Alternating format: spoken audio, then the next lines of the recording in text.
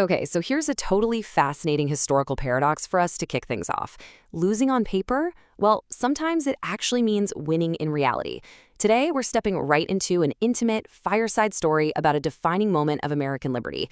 It's a tale that proves, time and time again, that the physical ground you stand on is often far less important than the psychological ground you claim. So, can you lose the battlefield but still win the war? It's a massive question, right? It really challenges us to rethink what victory actually means. Usually, when the smoke clears, we just look for whoever holds the field. But as we peel back the layers of a legendary conflict in this explainer, we'll see exactly how a crushing tactical defeat can act as the ultimate strategic catalyst. Picture this. We are transported to Boston, and it's the spring of 1775. The city is an absolute powder keg. Now, if you map out the Charlestown Peninsula, there is a clear strategic choke point. Whoever controls these heights literally controls the harbor. Realizing the British fully intend to seize this high ground, Patriot leaders launch a desperate, highly secret overnight mission to fortify it first. And this brings us to a really grand historical irony. The famous Battle of Bunker Hill, it was actually mostly fought on the way more exposed slopes of Breed's Hill. This brilliantly illustrates what the author of our source material calls Papa's take, the philosophy of choosing the right hill to fight on. Metaphorically, it asks all of us, how do we choose our own battles, even when the ground we pick leaves us completely vulnerable? So imagine it's the dead of night, June 16th. You've got Colonel William Prescott and about 1,000 completely exhausted, poorly supplied men digging desperately in the dark. They're constructing dirt defenses, earthworks, right under the noses of the mighty British fleet. It's just this incredibly human moment. Ordinary farmers and tradesmen, driven by pure conviction, carving their defiance into the earth before the sun even comes up. Then dawn breaks, and the tension just snaps. The British spot the defenses, and General Howe unleashes a rising tide of 2,200 heavily armed redcoats.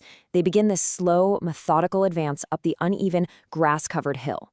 Waiting for them, in the dirt, are the exhausted, ammunition-starved colonists. It is literally an empire clashing with upstarts. Now, the defining feature of this fight, and this is absolutely crucial, is the overwhelming asymmetry. On one side, British regulars. They are highly trained, heavily supplied, and their fixed bayonets are glinting in the sun. On the other, Patriot militia. Dangerously short on powder, unevenly trained, relying entirely on the dirt walls they built just hours prior. The colonists had nothing, and I mean nothing, to fall back on but pure psychological endurance. Because they were so terrifyingly low on ammunition, the American commanders had to force an almost impossible act of discipline. They issued that legendary order, don't fire until you see the whites of their eyes. Put yourself in their shoes for a second. Imagine being an untrained militiaman watching a wall of professional soldiers march towards you, and having to wait, terrified, holding your ground until the absolute last second. And wow, that discipline led to a staggering sequence of events. Against all odds, the colonial line miraculously broke the first brutal British charge. Then they repelled a second. The British forces were devastated. It was only on the third assault, with their ammunition completely dry and the men reduced to swinging their muskets as clubs, that the Americans finally had to cede the hill. Okay, so the British technically won the physical ground, but the reality of that victory is hidden in the raw data. They suffered over 1,000 casualties. That's nearly half their force. Meanwhile, the Americans suffered 450. The British took the dirt, yes, but the cost in human life was absolutely devastating. That right there is exactly why historians classify this as a Pyrrhic victory. Sure, the British won the battle, but that massive toll proved to their leadership that crushing this rebellion was not going to be a quick police action. No way. It would be a long, bloody, expensive war. The illusion of an easy victory completely died on that grassy slope. And this brings us to the really interesting observation from our source material that turns this battle into a Revolutionary War pivotal point. The colonists retreated, and they had to cede the hill. But they won the psychological outcome of the battle. They gained immense momentum by proving to themselves and the entire world that a ragtag militia could actually stand toe-to-toe with the greatest military machine of the age.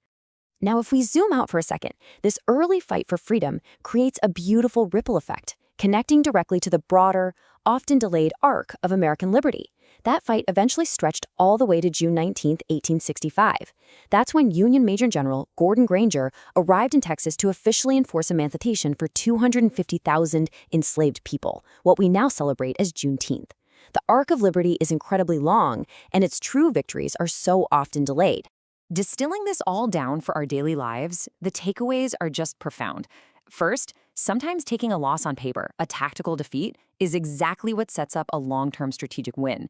Proving you have the psychological endurance to stand up to overwhelming odds often shifts the momentum in your favor well before you ever see the fruits of your labor. To wrap up our explainer today, let's think about that towering Bunker Hill monument. I want to leave you with a final thought inspired by Colonel Debs, that's Papa's spouse, whose perspective always grounds these historical lessons in reality. As you consider this stone obelisk built to honor those who lost the ground but won the spirit, ask yourself, what metaphorical hills are you choosing to fight for today? And are you prepared to stand your ground, even if victory takes a form you never expected?